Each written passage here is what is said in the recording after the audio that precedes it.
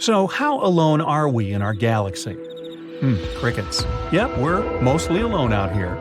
But are there other civilizations lurking somewhere out there in the depths of the Milky Way? Could they possibly have evil intentions and be a threat to us? Hey, like we need more threats. Well, hey, let's have some fun with this. Some theorists reviewed humans' history and past actions toward one another. No miscongeniality awards there. And assuming they were somehow like us, used this to calculate the probability of space invaders. They determined that there could be 4 evil civilizations in our galaxy.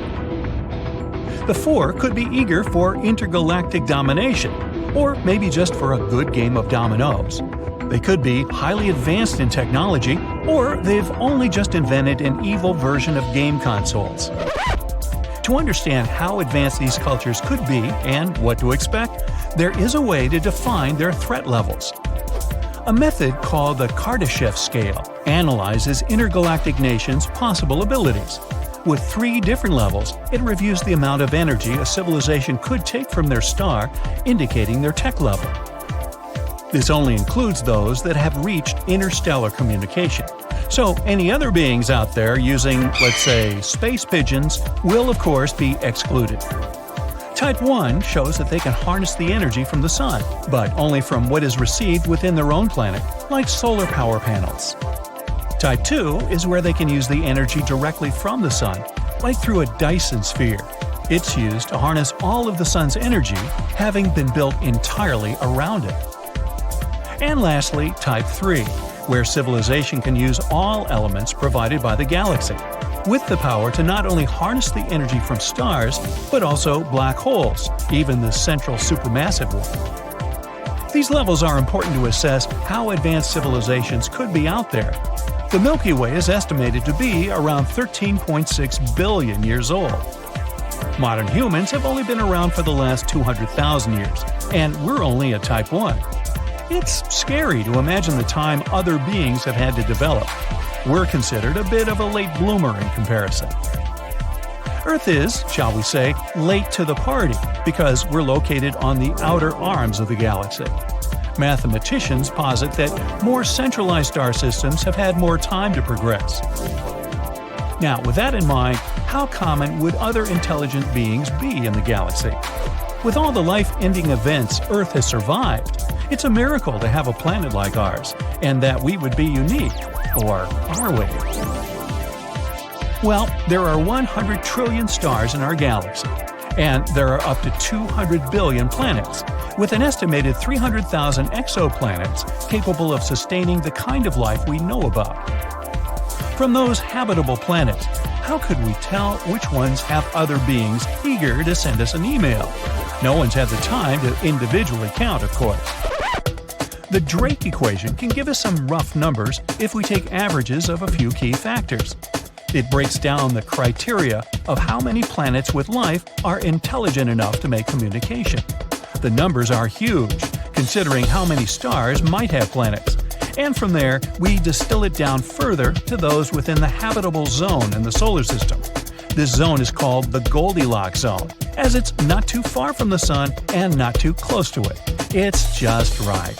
We reduce the numbers even further by calculating which of those habitable planets will then be able to support life.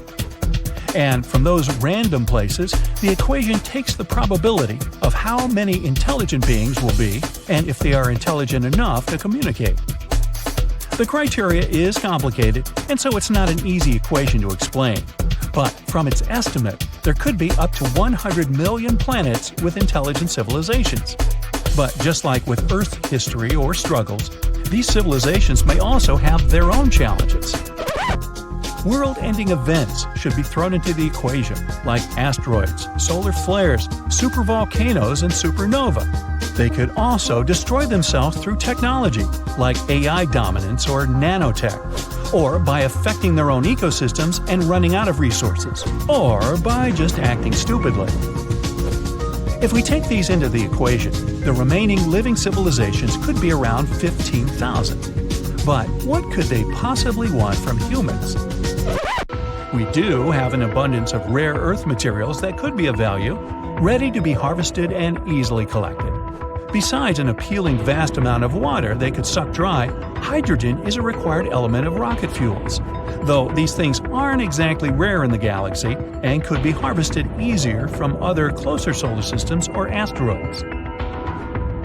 Our technology might be intriguing to them. Our range of innovations on Earth, invented while being isolated in separate countries, help provide different technology paths around the world. Other civilizations could have followed a completely different route and didn't learn the importance of many things we have here on Earth, like karaoke. The same goes for applied sciences, where they may have evolved in different atmospheres with different elements. Their science would be mainly affected by that, and ours would provide them with more knowledge. Then, there's one of the rarest things in the galaxy, that Earth can support life. This would be very useful for an intergalactic traveler, rather than going through the long process of terraforming an unlivable planet. Why not just take it? With a cozy outpost, it would be a lovely little holiday destination when they need some time off from conquering other civilizations. Fortunately, they wouldn't be interested in eating us, or probably wouldn't have an appetite for anything on Earth. They would need to have similar biochemistry and require the same enzymes to process the molecules we're built from. Whew. But the most likely thing they would want is to remove any competition. The biggest threat to them is anything that would provide a challenge to their domination.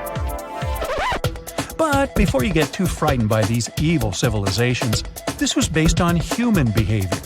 It's possible that any beings out there could lack or avoid many of our human emotions. For instance, their capacity for anger might be limited, or they could have evolved without it. They could come from a world with a history so different from ours that they could be overly trusting, making us the bad guys. But again, they may also lack empathy and other positive traits we have. Well, let's hope they only have our nice traits. Luckily, there's a big thing that separates us from everything else. The galaxy is huge, and it takes a very long time to go anywhere, even to our closest solar systems. The fastest thing we've sent into space is the Galileo probe, which travels up to 100,000 miles per hour. Even so, it would take 72,000 years to reach the closest star system, Alpha Centauri. Still, with a newly proposed laser-guided probe that could travel at 1/5 the speed of light, it would yet take up to 20 years to make that journey. On a larger scale, the Milky Way is over 105,700 light-years across. If a civilization was even capable of light speed, it would take them hundreds of thousands of years to travel from one end to the other. With a huge distance between the small number of civilizations, the only successful contact would be through advanced interstellar travel. But to achieve such a long journey, the greater the mass to be accelerated, the more energy is required, so it's not likely anything too large will be sent. But they could travel here very quickly in a small shuttle, using the ability to break cosmic speed laws. They may already be here, watching us closely, or just binge-watching Netflix. They would need very advanced technology, and the number of species obtaining this is theorized to be only 2 out of the 15,000. That means there's a 1/100% chance of evil civilizations capable of visiting us soon. If they do know we're here, and they want something from us, it's likely to take them thousands, if not millions of years to arrive. So, we've got plenty of time to relax. Time for more bright side.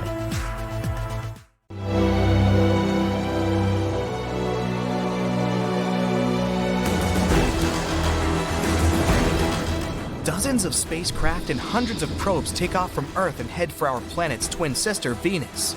It's about the same size as the Earth and has around 80% of our planet's mass. The temperatures here are too high for humans, and it doesn't have the air we're used to breathing. But we went there because scientists recently found traces of phosphine gas, which suggests that life might be there. Phosphine comes from various microbes and bacteria, so humanity goes on this journey to discover this life. With our technology, a flight to Venus would take 3.5 to 6.5 months, but we finally made it. Spaceships are landing on the planet, and when the first humans come to the surface, they see heat-scorched deserts, lava lakes, and geysers of poisonous acid. And that's it. Scientists miscalculated the radio telescope data. Phosphine never existed on Venus. So we're going back to the rockets, and we're getting ready for a longer trip across our galaxy. The scientists believe that there's at least 36 civilizations in the Milky Way that are similar to ours. They could be living organisms completely different from us. They may have different bodies, different eyes. They may walk and talk in a very different way than we do. But an advanced civilization has several criteria: technological progress and the use of developed communication between individuals. So, these civilizations must explore space, build cities, and be able to communicate with each other as independent species. Let's look at our galaxy and find these civilized worlds. So, the Milky Way is a spiral of 100,000 light years from side to side. If a star is born at one end of it in a super powerful blast, the light from that event won't even reach the other end until 100,000 years later. There's about 100 billion stars, and near each of them, there may be worlds similar to our solar system. Let's try to find these habitable worlds using giant sieves. First, we look for stars that have a lot of iron. Such stars burn at the perfect temperature for the development of life. And the iron in the star system will help form the cores of planets that will be home to another civilization. We sift the Milky Way through our sieve. We see that there are too many stars that fit the description, so we need another filter. Now let's find stars that look like the Sun in this pile. The star must be about 100 times larger than the Earth and 333,000 times heavier. An important criterion is the age of the star. When a star gets old, it begins to expand and turns into a red giant. At this time, it can absorb the planets around it. The life of such a star can end with a huge blast that destroys everything around it. So the star we're looking for must be relatively young. Let's use our sieve again. There's fewer stars, but still that's a lot. Now let's focus on the planets. They should be in the habitable zone of the star. Not too close to a star because then the temperature would be too high for life to be born. And not too far away. Then the planet would just be an ice block with nothing living on it. The temperature of the planet must allow the water to remain liquid. Another filter is the age of the candidate planet. It takes time for an advanced civilization to develop. Based on the experience of Earth, scientists believe that it takes at least 4.5 billion years for any life form to evolve to the human level. So we're looking for planets similar to Earth or older. We use our sieve one last time, and voila! We have 36 worlds where an advanced civilization is possible. Scientists conducted this study and published it in April 2020, based on these very criteria. All that's left is to discover these civilizations and make the first contact. We can detect such a civilization by using radio waves that come from it. Suppose there's a planet A, with primitive living organisms on it. Millions of years of evolution, and they'll become a civilization with advanced technology. Radio waves will be the way they communicate. Then the whole planet will emit radio waves like a star emits light. And here on Earth, we'll be able to pick up this signal with antennas pointed into space. But there's a problem with the distance between the planets. For example, planet A is 1,000 light years away from the Earth. When planet A starts emitting radio waves, these signals won't reach us until 10 centuries later. We learned to emit and receive radio waves in 1895. And if the civilization on planet A emitted a radio signal at the same time, we won't be able to pick up that signal until 2895. It'll be the same on planet A. We sent a message in the form of a radio signal into space in 1974. In this signal, we encoded our number system, human DNA, and information about our solar system. If there's an advanced civilization on planet A, they'll be able to receive this signal only in 2974. And we'd have to wait another millennium to get a response from them. Another problem with radio waves is that they don't look like a constant glow on the planet, but like a flare. Radio waves are only used at a certain stage of civilization. At first, it's the primary method of communication, but then we begin to use cell phones, cable TV, and fiber optics. And as technology advances further, our radio wave light begins to fade out. So we only have about 100 years of active radio use by civilization to find it. One day we caught a strange radio signal of an unknown origin. Its characteristics suggested that the signal was created artificially, perhaps by an outer space civilization or a passing starship. Further searches for this signal given no results, and this gave rise to many theories and arguments as to what it really was. It could have been a signal from Earth that reflected off a satellite flying through the sky, or it could have been the traces of a comet a few light years away. But let's assume it was a civilization from outer space, one of those 36 that probably exist. Now we need to make contact with them. So we throw our luggage into a rocket and head out in the direction of our suspected planet. Our rockets can fly at 17,600 miles per hour. That means a rocket could cross the entire United States in just 8 minutes. But even if an advanced civilization lived near our closest star, Proxima Centauri, it would take us about 73,000 years to get there. Even at the speed of light, it would take 4.2 years, so we need to solve the problem of space travel. Our scientists plan to reach about a quarter of the speed of light with a laser.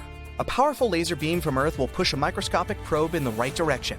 This probe could reach our destination in about 17 years. And in another 4 years, when the signal from it reaches Earth, we'll know if there's an advanced civilization. Another possibility for faster-than-light travel is the warp bubble spacecraft. The spacecraft would have to compress space in front of it and stretch it behind its tail. Then we'll be able to reach any point in the universe in literally a few seconds. But such travel remains a fantasy for us. Perhaps we can get to different corners of the universe through wormholes. They're shortcuts similar to tunnels, but there's one problem. These wormholes might be inside black holes. They're the most mysterious objects in the universe. They're so heavy that even light can't escape their trap. Our spaceships wouldn't stand the tension either.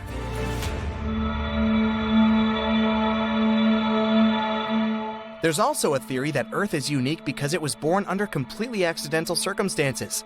4.5 billion years ago, our planet was a block of lava that began to cool and solidify. But its tranquility was broken by an asteroid the size of an entire planet flying by. The collision occurred at such an angle that the Earth was not completely destroyed, but part of the asteroid remained in our orbit.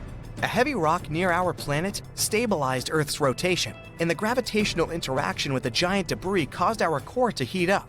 In addition, the asteroid brought a lot of water to Earth. Such a collision is extremely unlikely. It's like winning the lottery, many times in a row.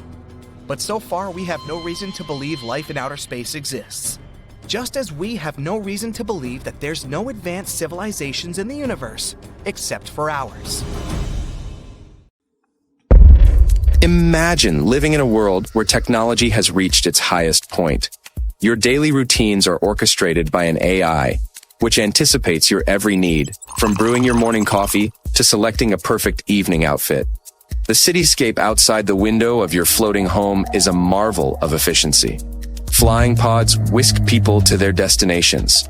Renewable energy sources power the giant megacity, creating an environment of pristine streets and clean air. At work, you have online meetings with colleagues living across galaxies, collaborating on projects that go beyond our current understanding. It sounds like a sci-fi story, but some extraterrestrial civilization might have already reached this level of development. Scientists started pondering the possibility of life beyond Earth long ago. They've been wondering what such life could look like and how humans could identify it from afar. This train of thought led to the development of several classification systems, including one called the Kardashev scale. It was proposed in 1964. This classification evaluates hypothetical alien civilizations based on how much energy they are able to harness. According to the scale, there are 3 types of civilizations. The first type is a technological level close to the current level of Earth. Type 2 is a civilization capable of harnessing the energy emitted by its own star. And the third type is a civilization that has learned to use the energy of an entire galaxy. This scale sure caught people's imagination. It was included in a 5-page paper called Transmission of Information by Extraterrestrial Civilizations. This work focuses on calculating how powerful a light signal from any point of the universe should be for us to detect it. Now, within the basic categories, humans are a Type 1 civilization on the Kardashev scale. But some experts claim we aren't even a 1, since we haven't managed to harness the equivalent of the entire energy of Earth. This makes us more like 0.7, and of course, we're far from being a 2, a civilization with a working Dyson sphere. A Dyson sphere is a theoretical mega-engineering project encircling a star with platforms that are orbiting it in a tight formation. It might be the ultimate solution for living space and energy production. With its help, the creators of this ginormous construction could have loads of surface area for living and the ability to capture every tiny bit of solar radiation produced by their main star.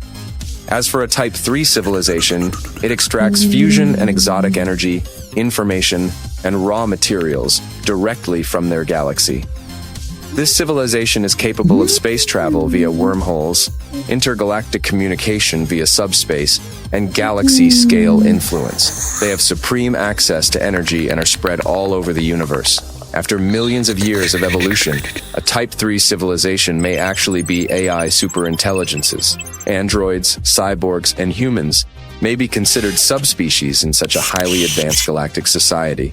In the most hopeful scenario, humans would have found a way to coexist with their AI masters. Or there might be no humans in that world whatsoever. This civilization might have already ascended into beings of pure energy, capable of controlling and directing machines to carry out all kinds of work. Now, back to the Kardashev scale. Even though it focuses only on technosignatures, it acknowledges biosignatures too, suggesting that each search should inform the other. The discovery of the simplest organism, for example, on one of Saturn's moons, could increase the probability that many Type 2 civilizations exist in our galaxy. At the moment, SETI is the main player in the field of looking for extraterrestrial civilizations. It's a combined effort of enthusiast scientists who focus on receiving and analyzing signals from space in the radio and visible light regions of the electromagnetic spectrum. It's looking for non-random patterns that have been likely sent deliberately by technologically advanced beings. The first modern SETI search was Project Oumuamua in 1960. It used a radio telescope in Green Bank, Virginia. SETI uses targeted searches concentrating on groups of nearby sun-like stars. According to the theory of Panspermia, life could have been brought to Earth by a meteorite, comet, or asteroid from a different region of space. At the moment, this idea remains purely theoretical. But let's figure out if it could actually turn out to be true. Traditionally, exobiologists, those who are focused on searching for life outside Earth, have been trying to explore the possibility of life on Mars or in the subsurface oceans of Saturn's and Jupiter's icy moons. But simple life could be much more widespread. It could be drifting through interplanetary space right now, in the form of dormant bacteria and spores. Several scientists have noted that the ultra-harsh environment of space is likely to severely damage the DNA and RNA of such spores and microorganisms. Others believe that since enough microbes could be traveling in a dust cloud, some of them could survive in their original form. There are several types of panspermia. For example, lithopanspermia proposes that some kind of microbic life could exist in debris blasted into the cosmos after planetary collisions with comets and asteroids. Radiopanspermia claims that organisms might be able to travel through space with the help of radiation coming from stars. But in this case, it's unclear how the effect of dangerous ultraviolet and X-ray radiation, combined with the vacuum of space, doesn't totally destroy microorganisms. There's also pseudopanspermia. According to it, organic building blocks of life appear in interstellar clouds of dust. They get transported to the surfaces of planets, and life starts developing there. It sounds really fascinating, but is there any evidence for the panspermia theory? Well, there have been a few orbital experiments. For example, from 2008 to 2016, the samples gathered by EXPOSE, special equipment mounted outside the International Space Station and dedicated to astrobiology, were exposed to the conditions of space. After that, they were returned to Earth from the ISS. It turned out that some of them had survived those severe conditions. There was even a case when 100% of bacterial spores placed in Mars-like conditions were still capable of life. Also, some seeds survived and were later grown as plants on Earth. There have also been exostack experiments on the U.S. Long-Duration Exposure Facility satellite and biopan experiments on Russian photon capsules. They have shown that with minimal protection, spores, lichens, and even minuscule animals, such as tardigrades, might be able to survive in space for as long as several years. A piece of Surveyor 3 lunar lander was brought back to Earth in 1969 by the Apollo 12 mission. Shockingly, it contained an Earth bacterium that had survived unprotected for more than 2 years on the airless surface. At the same time, this bacterium could have come from laboratory contamination on arrival back on Earth. The Indian Space Research Organization carried out a search for space microorganisms too. It was done at stratospheric altitudes via balloon flights. The results showed that living interplanetary cells existed in air samples taken from heights of above 25 miles. Normally, air from lower levels of the atmosphere can't be transported there, so this discovery seemed to prove the theory of panspermia. But in 2010, NASA atmospheric sampling before and after hurricanes proved that under certain circumstances, Earth bacteria could actually be transported very high into the upper levels of the atmosphere.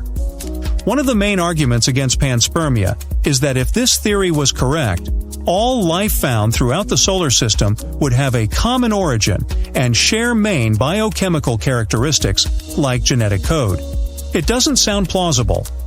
Many specialists believe that only the presence of astronaut explorers on the surfaces of, let's say, Mars, Europa, or Enceladus can properly solve the question of life in the solar system. They can compare any life forms found with Earth-type life, which can turn out to be a real test of panspermia. In any case, until probes finally find direct proof of spaceborne life, the panspermia theory will remain unproven. If the multiverse theory is correct, ours is not the only one out there. Which is as interesting as it is scary, right? Now, not every scientist is on board with this mind-bending concept. And let's be honest, the idea of actually making contact with these parallel universes sounds about as probable as winning the lottery while riding a unicycle. But hold on tight, because this strange concept isn't just limited to the realms of fiction anymore. Believe it or not, a bunch of scientific theories actually support the existence of parallel universes. And let me tell you, it's a topic that stirs up quite the debate in scientific groups. Now picture this. The universe we live in is mind-numbingly vast. We're talking billions, some say even trillions of galaxies swirling around, each packed with an almost uncountable number of stars. Some brainiacs studying the universe's shape suggest that its diameter could span a staggering 7 billion light-years. Others even argue that it might be infinite. Could there be more out there than meets the eye? Well, real scientific theories are exploring the possibility of universes existing alongside, beyond, or even mirroring our own. These intriguing concepts of multiverses and parallel worlds often intertwine with other, more familiar scientific ideas like the Big Bang, string theory, and quantum mechanics. In order for us to figure out what's out there, we have to rely on the information we're a bit more confident in, right? Let's rewind the cosmic clock about 13.7 billion years ago. Everything we're able to see today was squished into a minuscule singularity. Then, if the Big Bang theory is to be trusted, it all went boom. The universe inflated with a speed faster than that of light everywhere, within less than a second. The way the universe went pop has led some clever researchers to ponder the existence of more than one universe. They question whether that sudden growth ended everywhere at the same time. While the expansion ceased for everything we're able to see from Earth 13.8 billion years ago, cosmic inflation might still be ongoing in some other mysterious corners. Some theoretical physicists say that as inflation ends in one place, a new balloon universe forms. But here's the catch, you can't just hop from one bubble to another like intergalactic tourists. These bubble universes are expanding indefinitely, and their edges are zooming away from us faster than light can travel. And here's where things get even more confusing. Let's say we somehow manage to reach the edge of our local balloon and encounter the next universe. Well, those same theoretical physicists mentioned that the neighboring universe could be a whole different ballgame. It might have completely different laws of physics, making it a bizarre place for us. Following the same idea, some say that in this vast multiverse of bubble universes, there might be other life forms just like us. The problem is, we're getting farther away from them with each passing moment, and our paths will never cross. Other super smart researchers out there are trying to connect parallel universes with quantum mechanics. Now, quantum mechanics is basically the fancy math behind teeny tiny particles. According to it, these particles can exist in multiple states all at once. They call it a wave function that holds all the crazy options. But here's the catch. When we observe these particles, we only see one outcome. It's like the universe keeps playing hide and seek with us. Now, there's this theory called the many worlds theory that says whenever we observe one outcome, another universe pops up where a different outcome becomes real. It's like our universe acts as a giant tree, constantly branching into countless versions of itself. These alternate universes can't mingle, though, so you wouldn't even know if there are a bunch of other yous living slightly or totally different lives. This many worlds theory is pretty bold and a bit hard to prove or disprove. And that's not great for science because scientists love to test and experiment with their ideas. But if there's infinite space out there, why wouldn't there be infinite universes too? Try to imagine the universe as this giant cosmic playground. Some specialists believe that if it's indeed never-ending, then there's only a limited number of ways that its building blocks can arrange themselves. Eventually, they have to repeat certain patterns. If this is true, then it may be possible that somewhere out there might be another version of you living the exact same life, even down to what you had for brunch yesterday. Did we ever have any proof of these supposed parallel universes? Well, some say we did. Have you heard the tale of the mysterious man from Taured? It's the story of a man that ended up at a Japanese airport saying he was from a totally unknown country called Taured. Now, some folks think it's proof of time travel, while others believe it's evidence he came from a different universe altogether. As much as you'd like to believe the story to be factual, the tricky part is this Taured place. There's a reason you haven't heard of it. There's no Taured to be found, whether in the present day or back in the 1950s when this supposed incident happened. After the airport incident, the man just vanished into thin air a day after arriving in Japan. Poof, gone forever. Let's rewind to that fateful day in July 1954 when the man from Taured supposedly landed in Tokyo. Descriptions paint him as a bearded, French-speaking man. Nothing too outlandish so far, right? Depending on who's telling the story, things start to diverge a bit. In one version, when the man hands over his passport to get stamped, the Japanese officer's eyes bulge out. While the passport looked legit, the country listed as Taured isn't recognized by anyone, including the officer and other officials. Naturally, they take our Taured visitor away for a little Q&A session. In another version, the man straight up tells the officer he's from Taured and shows him the passport when he doesn't buy it. Our man from Taured then started trying to convince the officers that his homeland is the real deal. According to him, Taured sat snugly between France and Spain and would have been around for about 1,000 years. To prove his point, he even points to the area on a map that matches the Principality of Andorra. Obviously, things took a mysterious turn. The officers decided to hold the man in custody, suspecting he might be up to no good. They put him up in a nearby hotel for the night, but not without stationing 2 people outside his room to keep an eye on things. Can you guess what happens next? Drumroll, please. When the officers showed up the next morning, ready to continue their investigation, the man had vanished without a trace. No sign of escape, and to make matters even more puzzling, all his personal documents have magically vanished too. What if the man from Taured was a time traveler or an intergalactic adventurer? Some have even delved into the realms of science fiction to explain this bizarre event, and you won't believe the number of people on the internet who've latched onto it as evidence for alternate realities. One of the weirdest ideas suggests that the man accidentally stumbled into a parallel dimension and ended up at the Japanese airport. In that parallel universe, there's an Earth just like ours, but instead of Andorra, they call it Taured over there. Another idea floating around was that the man was a time traveler from the future. Sorry to break it to you, but the most reasonable explanation for the whole story of the man from Taured is that someone's imagination went wild. Since there are many versions of the same story, it's probable people just kept adding outrageous details to the case, to make it more sensational. The whole story simply snowballed into an urban legend, and there's little to no reason to believe we've once seen a time traveler or intergalactic hitchhiker right here on Earth. If alien life exists, it may be way stranger than we can imagine. For some inexplicable reason, we've long assumed that aliens might be like us humans. But in reality, they're more likely to be some form of unfathomable AI.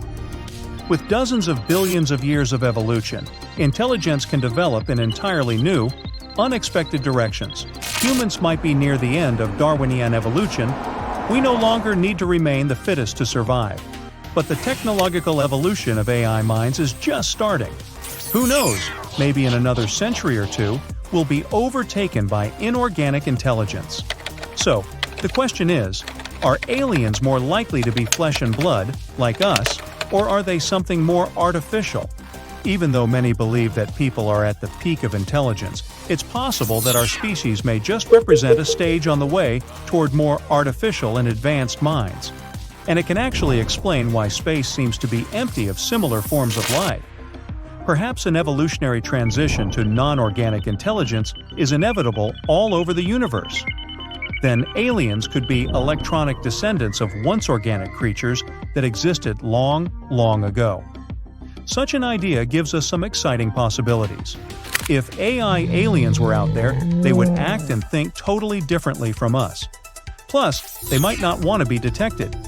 Non-organic intelligence may not need an atmosphere, so they might have already left their home planet.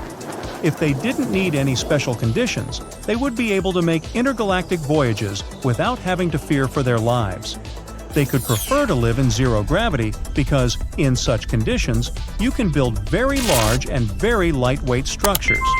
For example, if you wanted to construct a giant gossamer-thin structure to harvest energy, it would be easier to do so in space than on a planet. They might not even need to live in orbit around a star. They could have innovative ways of getting energy we can't imagine yet. If their brains were silicon-based, they could realize that they needed less energy to process information at lower temperatures. So, they would move away from planetary systems to colder regions of the cosmos. They could even have periods of hibernation for billions of years. What if they had such a period waiting until the cosmic microwave background, the leftover radiation after the Big Bang, cooled down enough for them to function properly? We can't assume that these aliens would be a civilization either. On Earth, this term means a society of individuals. But aliens might be a single integrated intelligence, or they might be zombies, super intelligent but lacking self-awareness and inner life. In this case, they would be alive but unable to perceive themselves or the world around them. Alternatively, their advanced intelligence might allow them to understand aspects of reality we can't figure out yet. There are likely to be things in the universe that neither our mind nor our senses can grasp. But electronic brains might have a very different perception. Interestingly, these days, humans themselves are starting to use AI to detect alien life out there. After all, there are between 10 and 50 billion potentially habitable worlds in our galaxy alone, and looking for intelligent life is a hard task without some assistance. That's when the US-based research organization, SETI, Search for Extraterrestrial Intelligence, comes into play. This institute is looking for science and technology beyond the solar system. It could be evidence of intelligence out there. But it's a needle in a haystack kind of situation. Luckily, new instruments are helping the search. Artificial intelligence can both handle massive datasets and spot anomalies, which is transforming the hunt for alien intelligence. SETI, together with other research organizations, built an AI-powered software system called the Very Large Array. It consists of 28 large dish antennas spread across a desert plain. When it starts working, the AI will be able to process 2 terabytes of data every second. For comparison, modern laptops typically have around 1 terabyte of total storage. So, hopefully, these new tools will provide us with new, groundbreaking discoveries. Can a planet be bigger than its parent star? Well, if you mean a star like our Sun, it's highly unlikely. But what if it was a white dwarf, the remnant of a star similar to ours that went out after shedding its outer layers and leaving behind nothing but the core? This core is what we call a white dwarf. Usually, it's around the size of our home planet. If a star had a planet bigger than Earth before it extinguished, it's possible that such a planet could survive all the chaos. In this case, a planet that is bigger than its star might actually exist. and we've even found planetary systems like this. But there's one problem. A white dwarf isn't a real star like our sun anymore. It doesn't produce energy, just sits out there getting cooler and cooler. So probably such systems don't count. For comparison, the sun is working non-stop. It is fusing hydrogen into helium in its core. It has been doing it for more than 4 billion years and is going to keep doing it for the next 7 or 8 billion years. The sun is 10 times as wide as the largest planet in our solar system, gas giant Jupiter. And sadly, you can't get a planet much larger than that. If you start adding mass to such a world, it will get smaller, not bigger. So it seems you can find a planet larger than the sun. But there are also dim red dwarf stars. They're the smallest out there, barely massive enough to maintain fusion in their cores. The tiniest stars that we know about have been discovered recently. If astronomers' conclusions are correct, then both of them can hardly fuse hydrogen into helium. And it takes about 0.077 times the sun's mass, or 75 masses of Jupiter, to be able to do that. And still, they're real stars, just very tiny, smaller than Jupiter. One of them is only about the size of Saturn, which must mean that stars can have planets bigger than they are, right? Well, theoretically. When it comes to practice, you can hardly find such planetary systems. We've found and observed quite a lot of exoplanets, which are worlds orbiting other stars. It seems that there are indeed loads of trends out there in space, different masses, sizes, brightness, and so on. But the main trend? Red dwarfs don't usually have gas giants orbiting them. If they do have planets, those are typically small, rocky worlds, more like Earth. Those are also called terrestrial planets. For example, a red dwarf called TRAPPIST-1 has 7 Earth-sized planets orbiting it. But gas giants circling around red dwarfs are extremely rare. Hardly 1 in 100 tiny stars can boast such a planet. This number can be even smaller since the research has been done using candidate planets which haven't been confirmed yet. Plus, the smallest stars are also the dimmest. It means they are extremely hard to detect, and it's incredibly hard to figure out whether they have planets orbiting them, and if they do, whether these planets are gas giants or terrestrial worlds. Still, it's possible that a system where the planet is larger than its parent star exists. But the probability is statistically very low. At the same time, red dwarf stars are very numerous. They're actually the most common kind of star in the galaxy, making up around 70% of all stars. And even though really tiny red dwarfs are relatively rare, there still must be millions or probably even billions of them in the galaxy.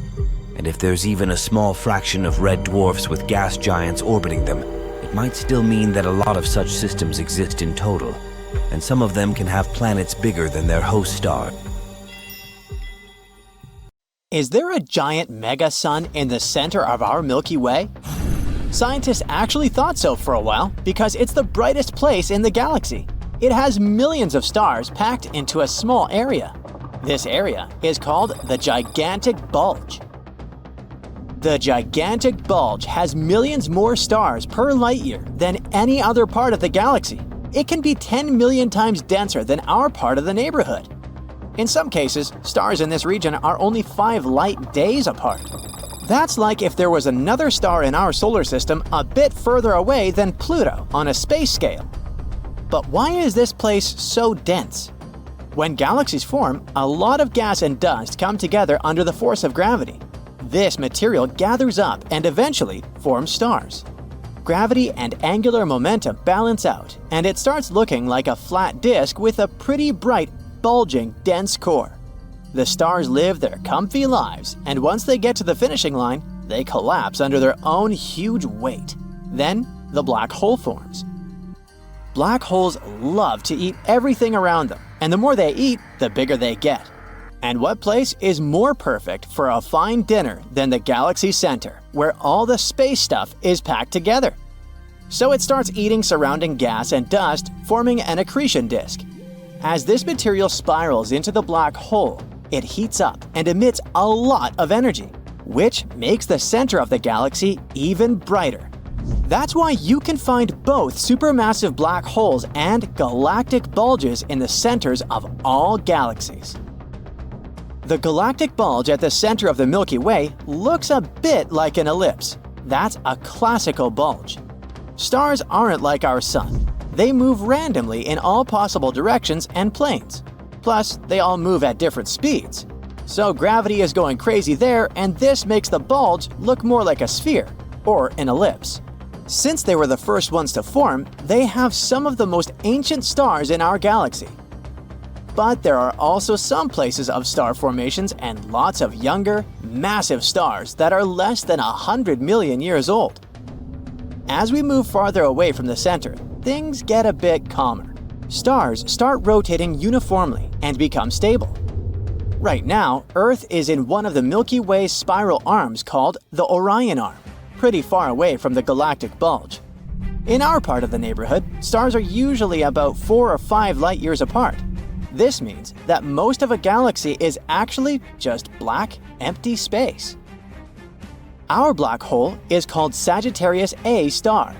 It's a monster about 4 million times the mass of our Sun. It's also about 32 million miles in size, almost like the distance between Mercury and the Sun. But don't worry, it's not attracting the Milky Way inside it, and it's not gonna eat us. These black holes are actually super small compared to the entire galaxy, so they can only eat whatever's around. Right now, many stars orbit Sagittarius A star, and even though it emits a huge amount of energy, we can't see its light from Earth without a lot of scientific effort. But why don't we see the center itself?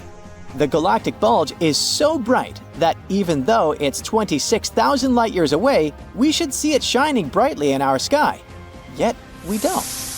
Turns out it's all because of space dust. There's a lot of dust between us and the core, and it absorbs most of the visible light. We can only look at the galactic core using other types of light, like near-infrared, gamma ray, and so on. NASA has images of the core in different types of light, and it shows how scarily bright the center is without the dust blocking our view. But not all bright regions are blocked by gas and dust. For example, when we look at dense clusters like the Messier 13, the stars are so close together that they look just like a white spot. Most of our telescopes can't separate them from each other. The satellite galaxy M32, our neighbor near the Andromeda galaxy, has about 84 stars per light year. It's so dense that stars can't be resolved even by the Hubble Space Telescope. To get the idea, our solar system is 2 light years long. We'd see about 168 stars outside our window if we were there. Our closest star is Alpha Centauri. It's about 4 light years away from the Sun. If it was just a couple of light days away, it would shine much brighter than the full moon. So if we somehow managed to survive in crazily dense star regions, the sky would be white all day long. But it's unlikely that we'd make it. As we get closer to the center of the Milky Way, the chances of finding life get super slim. The gravity of stars is going wild with chaotic movements, so there are barely any planets around. On those miracle planets, the radiation from cosmic rays is skyrocketing. Supernova blasts and star collisions nearby become an everyday occasion, and all the gas around makes it basically impossible to breathe or even see properly. At the same time, as we move further away, there are fewer stars around. Elements that are super useful for life, like carbon, oxygen, and iron, are produced by stars, so they also drop. Too much radiation is awful, but too low radiation means that there's not enough energy to support chemical reactions, like photosynthesis. Which is why, if there is extraterrestrial life, it would most likely be somewhere in the middle of different galaxies. But some galaxies get their brightness from a so-called active galactic nucleus. These are extremely energetic regions at the center of some galaxies. They shine much brighter than any stars imaginable, although it mostly shines only in certain parts of the electromagnetic spectrum. The brightness comes not from the stars, but from the accretion disk around their supermassive black holes. As the material slowly falls into a black hole, it gathers around it and creates this flat, spinning disk of gas, dust, and other stuff. Since the gravity and friction there are insane, this disk heats up and starts emitting enormous amounts of energy. Also, this disk spins incredibly fast, almost at the speed of light. Because of that, collisions there happen all the time, and they're unimaginably powerful. They release even bigger amounts of energy. Most galaxies don't have an AGN. Those that do, like the galaxy M87 in the Virgo constellation, are called active galaxies.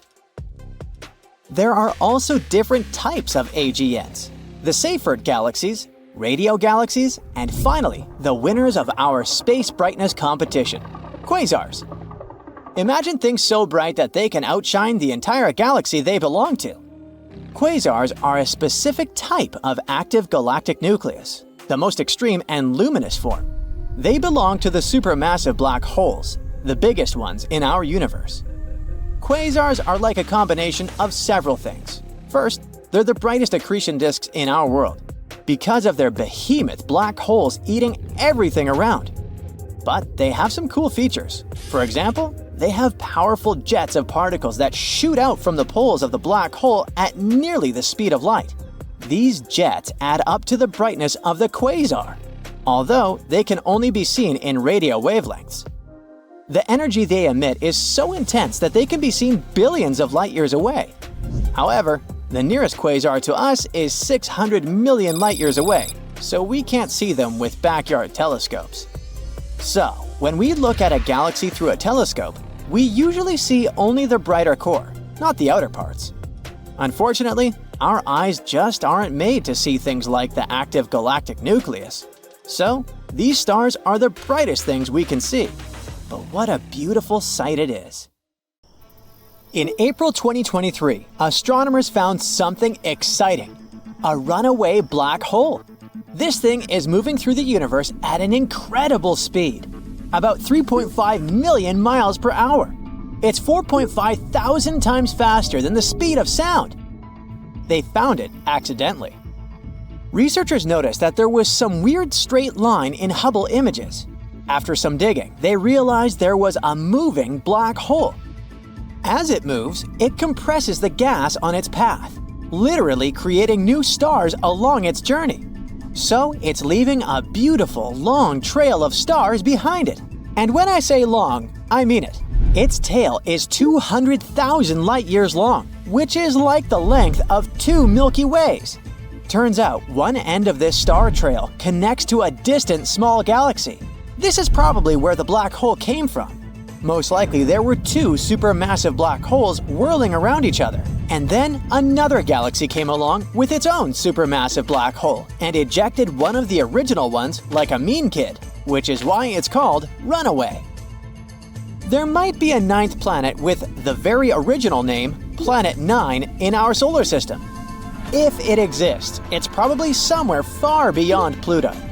Astronomers think so because some rocky objects near Neptune move in a weird way as if they were influenced by the gravity of a large, unseen planet.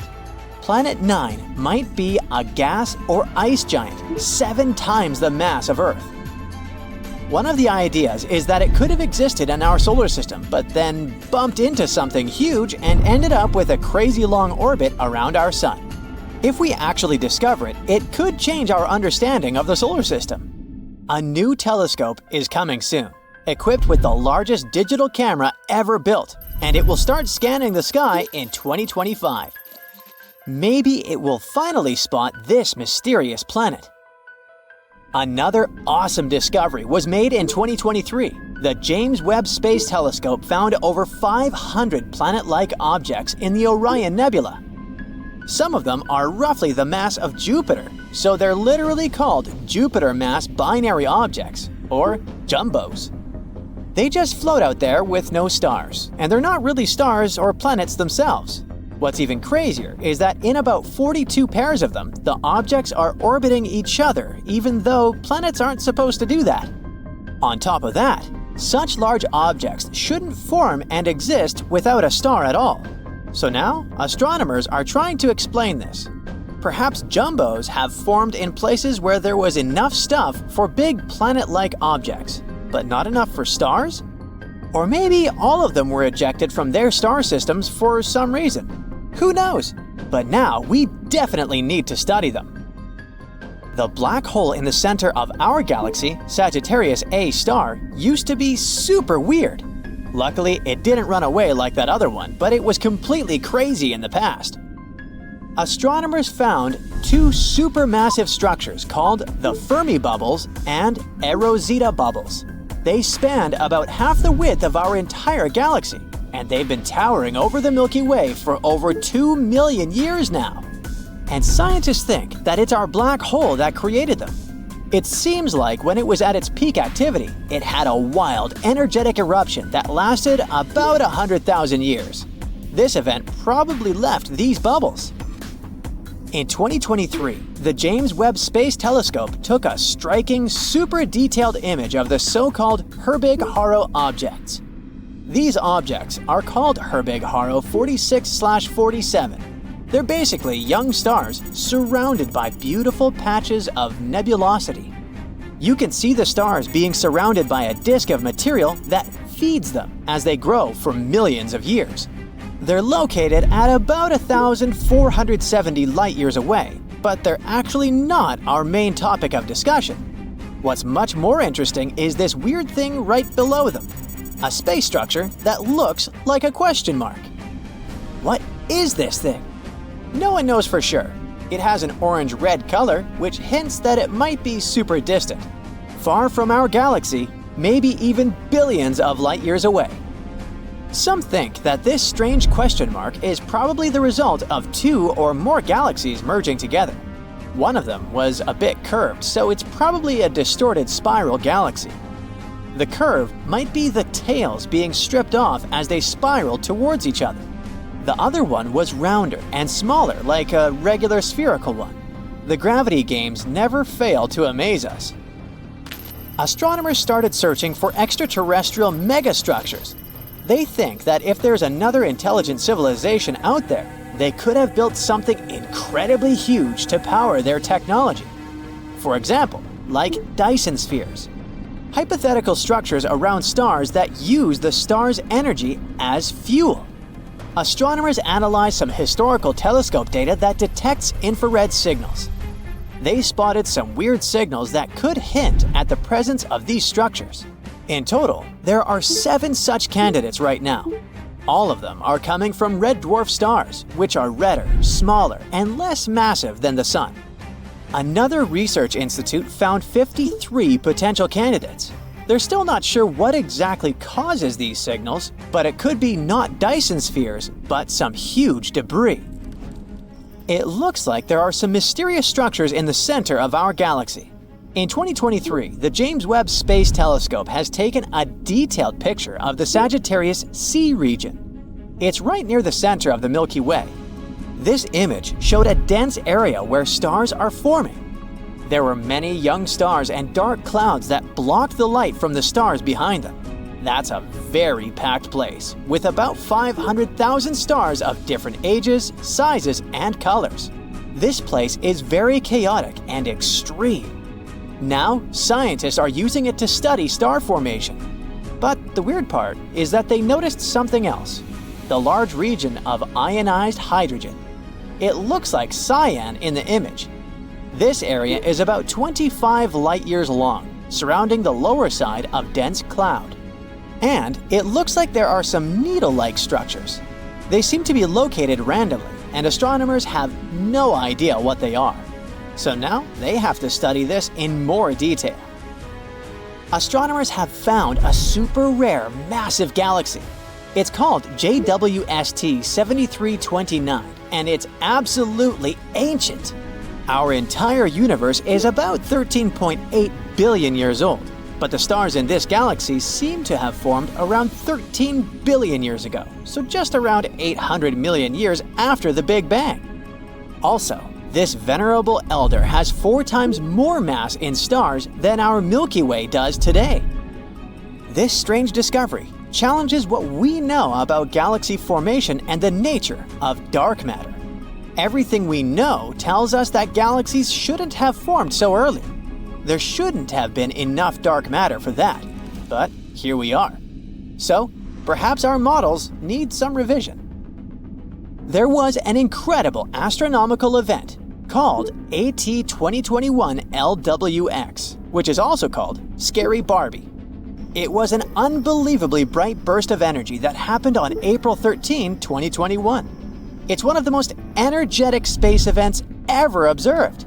No galaxies or quasars were nearby, so what in the world happened? At first, astronomers thought that it was caused by a supermassive black hole pulling in a massive star. But after some studying, they think it's probably because a giant black hole had some crazy dinner. It probably ate a large amount of gas, possibly a giant molecular cloud. The titanic black hole in question is between 100 million and 1 billion times the mass of the Sun. This is one of the most massive known and active black holes. Astronomers found the oldest strand of the cosmic web ever seen. The cosmic web is what we call a huge structure of the universe that's made of interconnected filaments of galaxies and dark matter. They're like a framework for galaxies and other structures, playing a crucial role in their formation. The filament we're talking about is made up of 10 closely packed galaxies. It's unimaginably huge, stretching over 3 million light-years. And it looks like the newly discovered strand is very ancient. It occurred only 830 million years after the Big Bang. It's probably anchored by a luminous quasar. This discovery makes us question how exactly galaxies are formed and what exactly happened to our universe after the Big Bang. Chances are, we're going to find life beyond Earth by 2035, and there's no need to travel to a galaxy far, far away. Our Milky Way galaxy is full of totally suitable environments. Don't get too hyped up though. We're talking about microbes or chemical markers, not Hollywood-like green humanoids. Even so, when we finally find traces of life, it will change how we see our place in the universe. NASA's Kepler Space Telescope discovered something incredible. Almost every star has planets, and many of these planets might be habitable. Rocky planets like Earth and Mars are even more common in our galaxy than gas giants like Saturn and Jupiter. Also, we already know that our galaxy is very rich in water. There's water in interstellar clouds where stars and planets form, in the debris disks around other stars, in comets, just everywhere. What's really hard though is finding life itself. Ideally, to finally find it, we need to land on every single planet out there and literally check under each rock. But thanks to the newest research, we can at least narrow down the search to potentially habitable worlds. The James Webb Space Telescope, a super powerful telescope that was launched into space in 2021, is onto this. It checks the atmospheres of nearby super-Earths, rocky planets that are a bit bigger than Earth. It searches for life-related gases, chemicals that can only be produced by living things. And they already found some clues. For example, they detected signs of such a chemical on a planet called K2-18b. This planet is 120 light-years away, which is pretty close on a space scale. This planet is in the Goldilocks zone, which means a zone around the star where the temperatures are just right for liquid water to exist. It orbits a red dwarf star, the smallest type of star there is. Such stars are a bit fainter than our Sun. It will take about a year to check if these hints of life are real. If so, it would mean that life is much more common than we previously thought. But even if it's not, there are 10 more Goldilocks planets on their list to study. The James Webb Space Telescope is a very cool tool, but it has limits. It can't detect small Earth-like planets due to their size. To fix this, NASA plans to launch another tool, the Wide Field Infrared Survey Telescope. This one will be even better at spotting such planets and life-related chemicals. And also, we have the SETI project. SETI stands for Search for Extraterrestrial Intelligence. This project has been on a hunt for extraterrestrial creatures since the 1980s. They also believe that we'll find signs of life within the next 10 years. Not so long ago, they started a super big and cool project. It's called COSMIC, and it uses an array of radio telescopes in New Mexico. You might have seen those in the movie Contact. COSMIC allows scientists to listen to hundreds of thousands and potentially millions of star systems at the same time. If there are any interesting signals, scientists can check them right away, instead of waiting for weeks or even months. The signals themselves are often very sudden and short, but COSMIC can detect even the shortest ones that last nanoseconds. COSMIC can also help with other research, like studying mysterious and unexplained fast radio bursts, or even dark matter. This is the biggest and most powerful tool for searching for extraterrestrial life we've ever created. But it's not enough to just listen. Why don't we reach out ourselves? NASA has sent some signals into deep space. In 2002, their Deep Space Network sent a signal to the Pioneer 10 satellite. But there was an obstacle in the path: a white dwarf star 27 light-years away from Earth. If there's a planet around this star, perhaps the signal reached them too. If there are any intelligent species there, we could receive a reply by 2029. The DSN keeps sending powerful transmissions into space. These signals will bump into 222 stars within the next 3 centuries. Maybe someday we'll receive a reply from somewhere far away. But why haven't we received a response yet? There are about 200 billion galaxies in the universe, each with around 100 billion stars. If just 1% of those stars had one planet, that's still 200 quintillion possible planets. And we can narrow it down even further. If the chance of them having life is 1 in a trillion, that would still leave us a few 100,000 planets. So, where is everyone? This is a famous question known as the Fermi Paradox. The first possibility isn't that terrifying. It's possible that the universe is full of life, but this life isn't intelligent in our traditional sense. Some planets might have microbes, birds, or space dinosaurs. This is called the Great Filter Theory. It suggests that there are certain filters that life has to overcome in order to become intelligent, and maybe other species just haven't overcome them yet. Think about it. Life on Earth started in the ocean, then crawled onto land, diversified into many forms, went extinct in massive events 5 times, evolved again, and eventually led to humans. We built societies, developed healthcare, and only then started searching for another life. There's another idea called the Gaian bottleneck hypothesis, which suggests basically the same thing. While it might not be too hard for basic life to start, it's incredibly tough for that life to survive and thrive over long periods. Venus might have had oceans and Earth-like conditions too, but something went wrong. Its oceans boiled away because of a runaway greenhouse effect. Now it's sterile. Mars also had liquid water on its surface once, and both the Moon and Mercury had thick atmospheres for a short time. Meanwhile, Earth has had liquid water on its surface for almost its entire existence. It's super rare and remarkable for a planet to hold temperatures from 32 to 212 degrees Fahrenheit for millions of years. So, maybe it's a mistake to look for intelligent life, especially the one that uses the same technology as we do. It evolved under completely different conditions after all. That's also where the so-called Drake equation comes in. It's a formula that gives us a chance to calculate the potential of life becoming intelligent on a planet.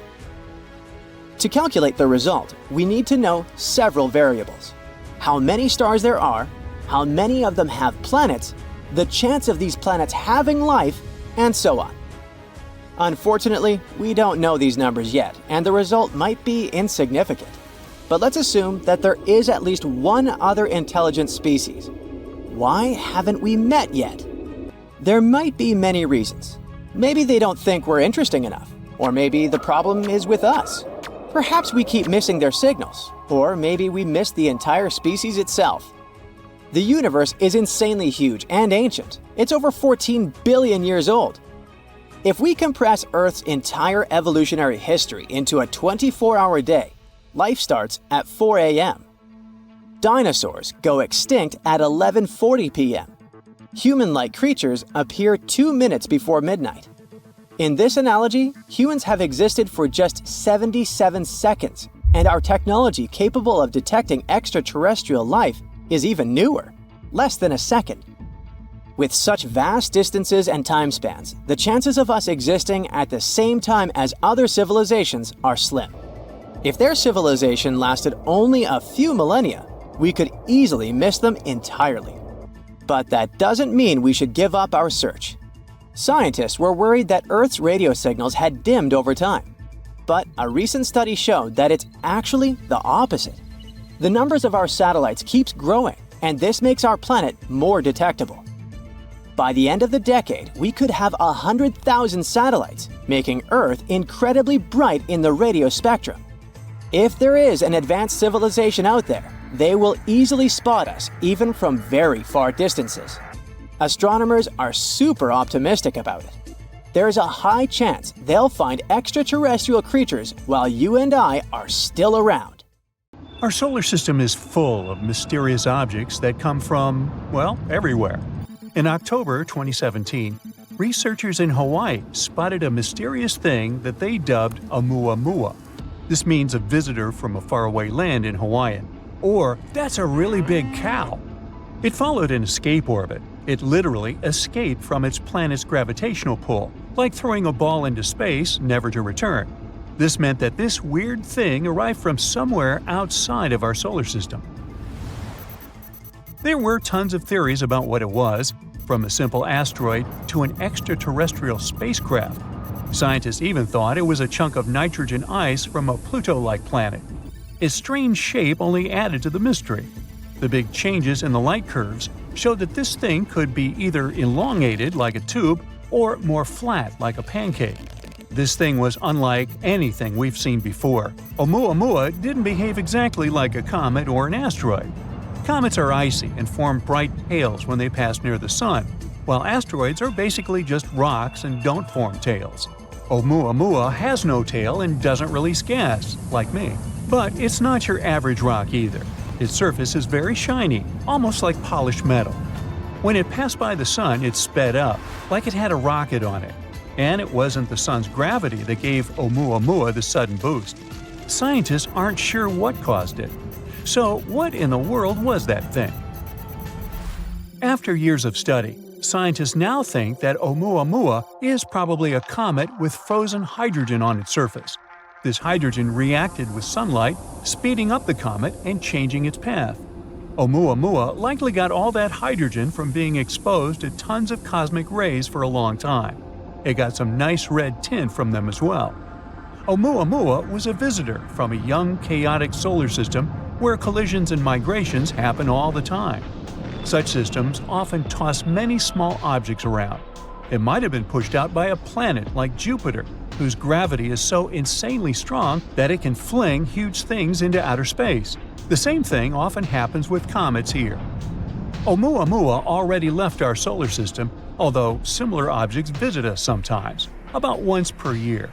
To learn more about these mysterious guests, astronomers plan to send a probe to chase Oumuamua. We'll use Earth's and Jupiter's orbits to slingshot it fast enough to catch up with the comet. But some of the unexpected visitors stayed a bit longer. In October 2019, NASA's Hubble Space Telescope took a picture of a bluish comet trailing dust and gas. It was already in the solar system at the time, around 260 million miles away from Earth, somewhere between Mars and Jupiter. We saw the glowing dust surrounding it, but we couldn't yet see its nucleus since it's way too small. Well, small is relative here. The thing is about 3,200 feet across, which is like the length of 9 football fields. In March 2020, Hubble images showed that a small fragment of the comet broke away from the nucleus. That means that the comet is very active, unlike Oumuamua. As we observed it further, we found that the nucleus is a loose mix of ice and dust particles. Its surface is also very similar to others, with rough areas and smooth blankets of icy, dusty debris. The comet was discovered by an amateur astronomer, Gennady Borisov, so it got the name Comet 2I Borisov. Congratulations! Scientists quickly confirmed it came to us from outside our solar system. And this thing sure was an enthusiastic tourist. It traveled at a breakneck speed of about 110,000 miles per hour. That's fast enough to circle the Earth 4 times in just 1 hour. This visit was fascinating for several reasons. Most comets in our solar system come from the Kuiper Belt or the Oort cloud. The Kuiper Belt is a region of space beyond the orbit of Neptune. It's like a big, distant ring around the Sun, filled with many small, icy objects. All of them are ancient leftover pieces from the time when our solar system was still very young. The Oort cloud is much farther. It's like a giant bubble around the solar system, also filled with super old icy objects. Most long-period comets come from there. But where did the comet 2I Borisov come from? We still don't know for sure. Scientists say that it likely formed in another star system, which could be either younger or older than our solar system. Would be weird if there was a third option, NASA. Anyway, it might have been kicked out from its home system, just like Oumuamua. Although Comet 2I Borisov is too small to hold on to its own atmosphere, it developed a coma when it approached the Sun. Now, coma is a funny name for that beautiful glowing cloud of gas and dust that surrounds the comet's nucleus. It forms when the Sun's heat causes the comet's ice to vaporize, releasing dust and gas into space. This one was friendlier than Oumuamua and gave us some more time to study it. As a result, we learned more about its cool, unique traits. For example, it had never interacted with another star. But, unfortunately, Borisov had to leave too. Now it's on a path that will take it back into interstellar space. However, there are many more visitors to come, and you might have heard of this one. The Great Comet of 1996. That's what we call the comet Hyakutake. It was also named after the astronomer who discovered it, Yuji Hyakutake. In a beautiful coincidence, it was discovered on New Year's Eve. On March 25, 1996, this thing passed by incredibly close to Earth, only about 0.1 astronomical units away, a bit farther than the Moon. It passed over the North Pole. This made it one of the closest comet encounters in 200 years.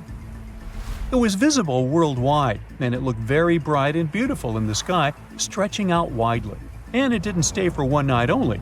It got more and more visible during March, becoming one of the brightest objects in the night sky by the end of the month. The comet only fully faded by the end of May. It's a long-period comet, which means it takes hundreds of years to orbit the Sun. The last time it visited was about 17,000 years ago, and now its orbital period increased to 70,000 years. But don't be upset, there are other comets that will brighten our days and nights. Besides, some space objects prefer to stay around for longer. Now, there's this asteroid with a multisyllabic name that, to pronounce, is above my pay grade. This name in Hawaiian means the mischievous one of Jupiter. Luckily, scientists had mercy on us and dubbed it BZ. Hey, speaking for all the other narrators, thank you. It's a small asteroid, only about 1.8 miles in diameter. You can guess from the name that it shares an orbit with Jupiter.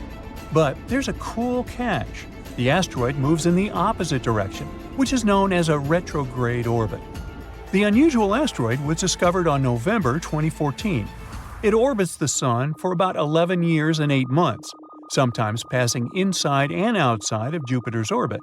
It's been this way for at least 1 million years, and it will remain so for about 1 million more. But why does it move so unusually? BZ might actually be an interstellar immigrant. Perhaps it passed by our solar system about 4.5 billion years ago, around the time when the Sun was just forming. Then it got captured by gravity, but saved its opposite orbit. Or maybe it came from the Oort cloud. Then it could get its weird orbit from the mysterious planet 9, a hypothetical planet that's believed to exist in our solar system far beyond Jupiter. In any case, this asteroid gives us more insight into the history of the solar system and how organic materials can travel to us from outer space. Now, at any given time, there are thousands of objects in our solar system that come from outer space. They stay here for different lengths of time, but sometimes we get lucky, and they end up teaching us a lot about interstellar space. Hey, look at this blazing monster. It's a white dwarf. These stars are known for gobbling up passing objects, and one day, these objects might be the planets of our own solar system. According to a new study, parts of the solar system will be pulled into a white dwarf star, crushed up, and eventually ground into a fine dust like coffee beans in a blade grinder. Hey, you like that analogy? Now, white dwarfs are a final stage of a star's life. It's a small but very dense star that's typically the size of a planet, the result of a low-mass star exhausting all the nuclear fuel in its center and losing its outer layers as a planetary nebula. When our sun turns into a white dwarf, and it is bound to happen sometime, it'll destroy the asteroids and moons around Mars and Jupiter. They will be pulverized by its gravity. Earth, though, will be swallowed up even before the sun turns into a white dwarf. But it won't happen for another 6 billion years. Researchers working on this topic have come to such conclusions by observing what happened to space bodies, asteroids, moons, and planets that were passing close to 3 white dwarfs. For 17 years, they observed and analyzed transits. That's when the brightness of a white dwarf dips because of an object in a stable orbit passing in front of it. In the case of white dwarfs, we can predict such transits and use them to study the stars themselves and celestial objects passing by them. So, when something gets too close to a white dwarf star, the star's immense gravity rips it into smaller and smaller pieces of debris. The team also found out that transits of such debris are chaotic.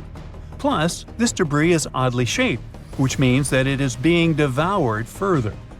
The first white dwarf used for studying the transit process, this here guy, seems steady and well-behaved over the last few years. Well, until scientists found some evidence of a massive catastrophic event that occurred in 2010 or so. The next star dims irregularly every couple of months before brightening again. And the third dwarf star used to behave close to theoretical predictions. It had transits that varied in number, shapes, and depths. But the latest study has shown that the transits are now completely gone. And this indicates the unpredicted nature of transits. One minute you see them, the next, poof. The reason might be the chaotic environment they have to exist in. As for our own solar system, and our planet in general, its fate looks pretty sad. Earth will be swallowed by the expanding sun, even before our star turns into a white dwarf. As for the rest of the solar system, located further from the sun, some of the asteroids between Mars and Jupiter, as well as some of Jupiter's moons, will be destroyed later. Oh well, they're likely to get dislodged and travel too close to the white dwarf. Now, at the same time, astronomers aren't 100% sure that it's exactly what will happen with our solar system. So I guess we'll just have to wait and see, for like 6 billion years. Speaking of white dwarfs, scientists have recently found one that has a bizarre metallic scar on its surface. This blemish could have formed after the star ripped up and ate a tiny planet orbiting it. White dwarfs with traces of metal in their atmospheres aren't rare. These traces are left by planets falling into stars, affected by their gravity. Experts have long thought that such metal should be distributed evenly across the surface of such polluted white dwarfs. But a new study has discovered a white dwarf with a weird concentrated patch of metal. This star was monitored over a period of 2 months with the help of the Very Large Telescope in Chile. The researchers found an opaque patch of metal. It was located over one of the star's magnetic poles and blocked some of the star's light as it rotated. Based on this position, astronomers concluded that the material could have been funneled into the star by its powerful magnetic field. This process is similar to one causing auroras on Earth, where charged particles follow the magnetic field to the surface. Now, the planet destroyed by the white dwarf was most likely very small, around the same size as asteroid Vesta in our solar system, which is a mere 326 miles across. Its debris is now prominently displayed on the host star's surface. It makes it easier for researchers to examine what the planet's geochemistry was before it was devoured. Such a study might even turn out to be one of the best ways to observe small worlds beyond the solar system, even if such a world has already met its demise. There might be many more scarred stars like this one. The one in question was the first, but probably not the last. Even better, astronomers have already discovered 2 white dwarfs that seem to have similar scars. Making repeat observations of such stars might help us unearth, pardon the pun, no, I meant to do that, unearth even more secrets and make more discoveries. Another bizarre white dwarf discovered not long ago seems to have stopped cooling due to the formation of internal crystals. It challenges existing theories on star aging and also questions the method of stellar age estimation. But scientists might have understood why it may be happening. White dwarfs are believed to be dead stars. They keep cooling down over time, and normally this process can't be reversed or paused. But in 2019, the European Space Agency's Gaia satellite discovered a number of white dwarf stars that had stopped cooling for more than 8 billion years. It might mean that some white dwarfs can generate a lot of extra energy, which is at odds with the classical dead star theory. At first, astronomers couldn't figure out how it might happen. But in the end, more than 97% of stars in the Milky Way galaxy turn into white dwarfs. Astronomers have long thought that such stars are at the end of their lives. After depleting their nuclear energy source, they stop producing heat and cool down. Eventually, the dense plasma in their insides freezes into a solid state and the star solidifies from inside out. The whole process can take billions of years. But the new research claims that in some white dwarfs, this dense plasma doesn't simply freeze. Instead, its solid crystals forming upon freezing become less dense than the liquid and start floating around. They displace the heavier liquid downward. The movement of heavier material toward the center of a white dwarf releases gravitational energy, and this energy is enough to interrupt the star's cooling process and halt it for billions of years. Now, this explanation actually matches all of the properties of the unusual white dwarf population. But this is the first time such a transport mechanism has been seen in any type of star. And that's incredibly exciting. A totally new astrophysical phenomenon. But why does it happen in some stars but not in others? It most likely depends on the composition of the star. You see, some white dwarf stars are formed by the merger of 2 different stars. When they collide and form a white dwarf, it changes the composition of the star, which allows the formation of floating crystals. So this discovery might mean that astronomers will have to review the ways they use to determine the age of stars. At the moment, white dwarfs are often used as age indicators. The cooler a white dwarf is, the older it's believed to be. But now, we already know about possible delays in the cooling process of some dwarfs. It makes the popular age determination method more unreliable. Some stars of a given temperature may be billions of years older than we previously thought. The recently uncovered transport mechanism within white dwarfs means that some of these stars can be shining as bright as normal for billions of years. This complicates age dating and the use of white dwarfs to reconstruct the formation of our galaxy. Hey, stay tuned. Time is nothing but a magician's trick. Or is it? We're used to time zipping along like a car, always pointing into the future. It creates cause and effect, lining events up one after another, like dominoes.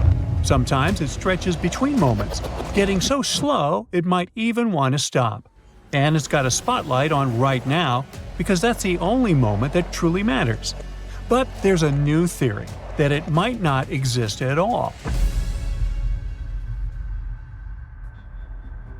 We usually think of space as having 3 dimensions, up and down, left and right, forward and back. And everyone thought that time was a separate thing, just a universal clock ticking away in the background, and it's the same for everyone. But then Einstein came forward. He decided to surprise everyone back in 1905 when he introduced his special theory of relativity. It said that time is another dimension, just like the others, and they're all tied together in one big space-time. Based on this, it turned out that time can change depending on the speed at which you move. Now imagine that we take 2 twins. Twin A stays on Earth, Twin B takes a journey into space on a spaceship moving at a speed close to the speed of light, let's say 90% of that speed. Twin B travels to a distant star and then returns to Earth. For Twin B, it feels like the journey only took a few years. But when they come back to Earth, It turns out that twin A has aged significantly more. They find out that 20, 30, or even more years have passed on Earth. That's all because of the phenomenon called time dilation.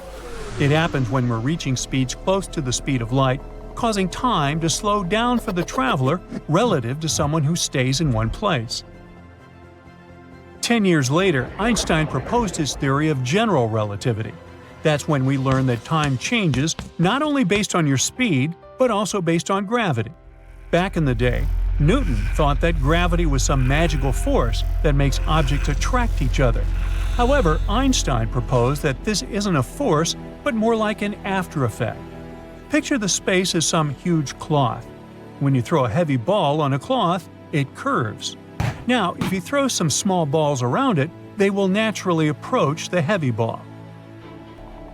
At the same time, massive objects like stars and planets cause space-time to curve around them. When there's something super heavy in space-time, it curves the matter around it.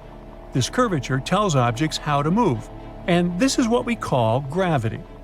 This idea created all sorts of cool predictions that later turned out to be true. Bending of light by gravity, black holes, and time dilation around these black holes, just like in Interstellar. This theory revolutionized our view on everything, but we might be on the verge of another revolution. Some philosophers have a crazy claim. They say that the things we believe about time are all just ideas in our heads, not facts of the physical world. This idea, which breaks the traditional view of time, is called the block universe. It's backed up by Einstein's theory of relativity, but extends it and makes it more complicated. Imagine the universe as a huge sandwich. This sandwich contains every moment of time, past, present, and future, all at once. Each layer or slice of the sandwich represents a different moment in time, and all these layers exist simultaneously rather than one after the other. In this model of our world, the past, present, and future are all equal. Unlike our everyday experience, where the past is gone, the future hasn't happened yet, and only the present is real, the block universe says that every point in time is just as real as every other point. Imagine your birth, this moment right now, and what you'll be doing in 10 years from now all exist together in this block. It also says there's not really a flow of time. We're used to time flowing from one moment to the next, even with Einstein's theory. But in the block universe, the feeling of time moving is more about how we experience and remember events than about how time itself works. It's like reading a magical book. All the pages exist at once, but you can only experience the story page by page. Now, this implies some scary things, like destiny, and whether free will actually exists. If everything is already laid out, does what we do matter? For example, you clicking on this video was already predetermined in the block universe. Every choice you've ever made was an illusion. You're just a program following a code, but with an ability to understand its consequences. This would explain why we order junk food at midnight, knowing that it's a bad idea that we're going to regret. But some scientists argue that time's flow and direction are as real as it gets, because cause and effect still exist. If your birth, current moment, and you in the future with gray hair all existed at the same time, you'd be able to visit your past self at any moment, and already knew what your future self is like. So this whole debate might just be about how we piece together our stories of the past, not proof that the future isn't waiting to unfold. There's also a never-ending battle between general relativity and quantum mechanics, which only adds spice to the debate. On one hand, general relativity plays with time like it's a stretchy Play-Doh. The flow of time can stretch or compress depending on the speed or gravity. On the other hand, in quantum mechanics, time isn't something that can be manipulated or changed. It's a constant stage upon which the particles and forces of the universe perform. These two fields have been fighting for a long time now, and scientists are struggling to unite them in one cohesive theory of everything. Although there are some candidates who try to merge them in a logical way, like string theory. Now, string theory sounds scary, but it's simply saying that the entire universe, with all its particles and atoms, is made up of ultra-tiny vibrating strings. Each string can vibrate in separate ways, like the strings on a guitar, and in many dimensions. The way these strings vibrate determines what type of particle they will be, like an electron or a quark.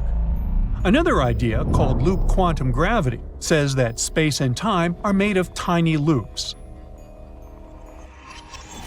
Whether it's strings or loops, unfortunately, they would be so tiny that we simply don't have strong enough equipment to check them out yet. So until we test these theories, they can't be proven. What's interesting is that both ideas don't really need time to explain how the universe works. We think of things like tables and chairs as real, even though physics doesn't describe them directly. We say they emerge from the tiny particles that make up the universe.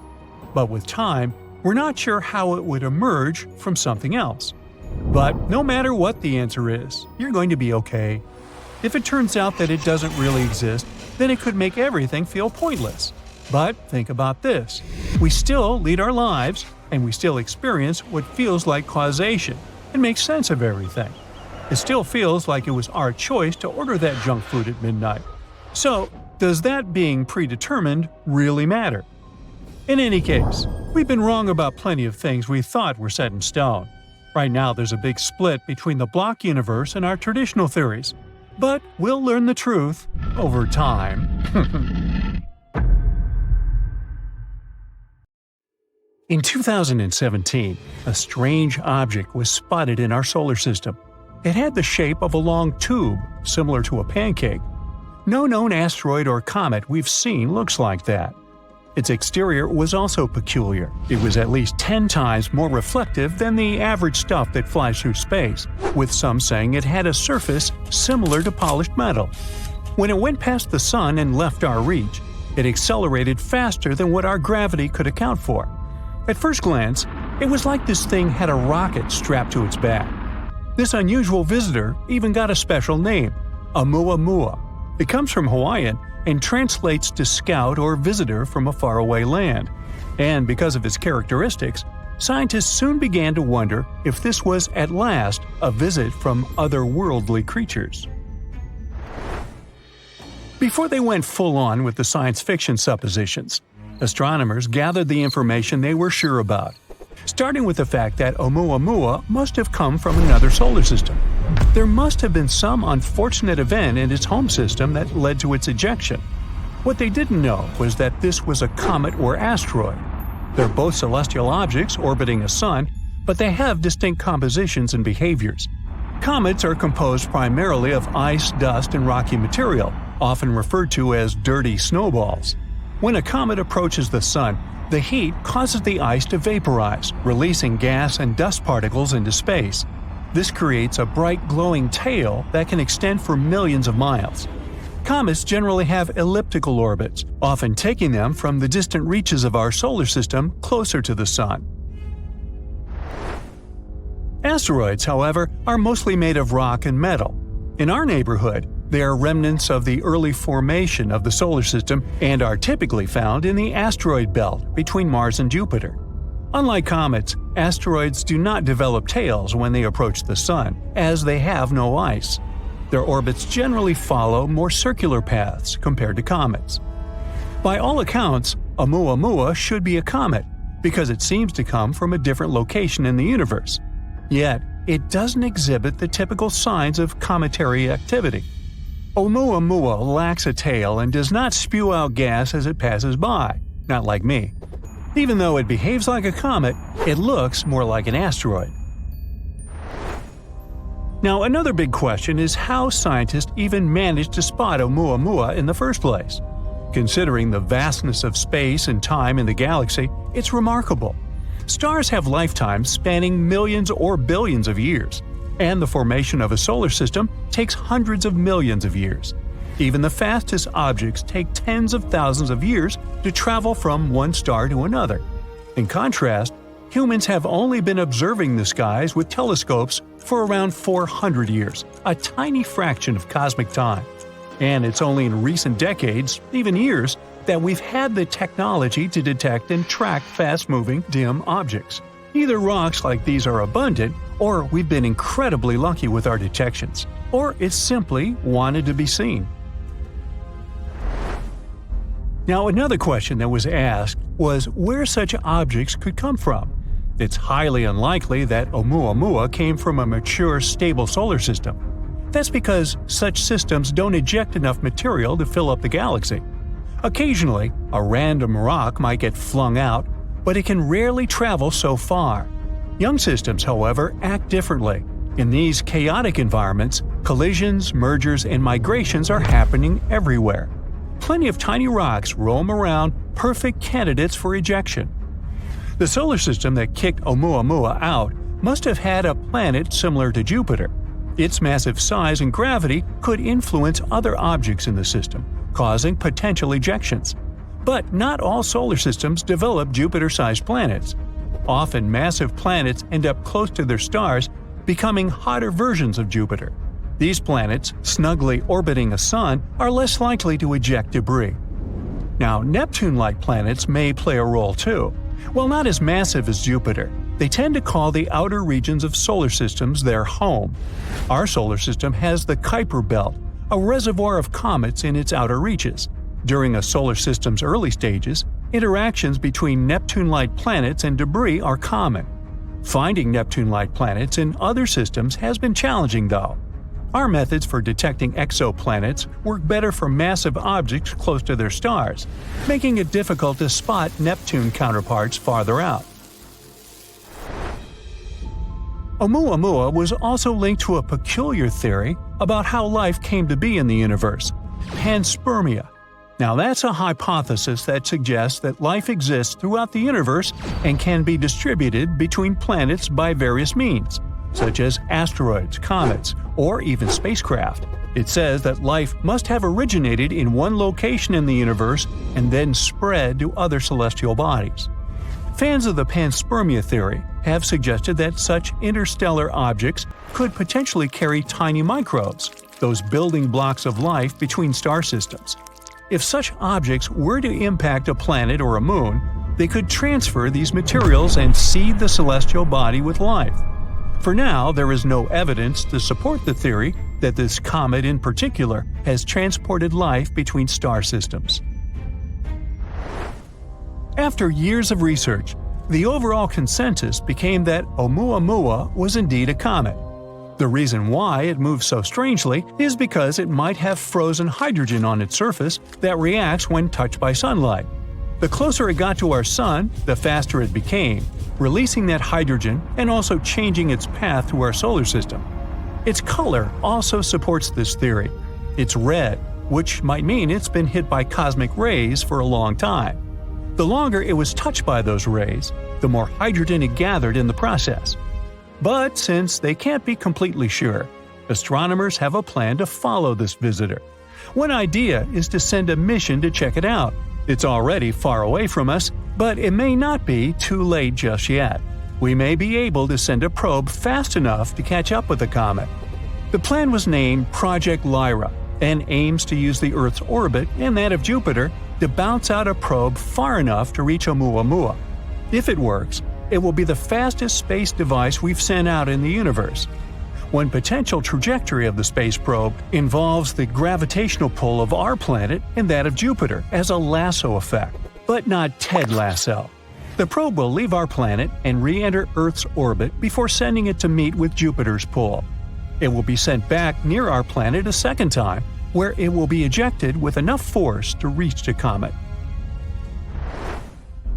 Project Lyra also aims to follow a second faraway visitor named Borisov. This one was discovered by an amateur astronomer and now bears his name. What's interesting about it is that it's, well, spotless. Similar to our experience with Oumuamua, we haven't seen anything like Borisov before either. Studies of the light coming from its cloud of dust and gas show it's very clean compared to other space objects. After it was first noticed in August 2019, astronomers studied its path through our solar system and concluded it came from another star too. But Borisov gave us more time to study it because we spotted it earlier in its journey through our neighborhood. Researchers used advanced telescopes to look at the dust coming off Borisov. They found it's throwing off over 400 pounds of dust every second. They also found Borisov has more carbon monoxide than comets from our solar system usually do. But the amount isn't the same everywhere on the comet. This tells us the space object probably started forming near its home star before moving away, maybe because of larger planets in its system. The light from Borisov is way more polarized than light from other comets we've seen, and its cloud is super smooth. This tells us Borisov has never interacted with another star.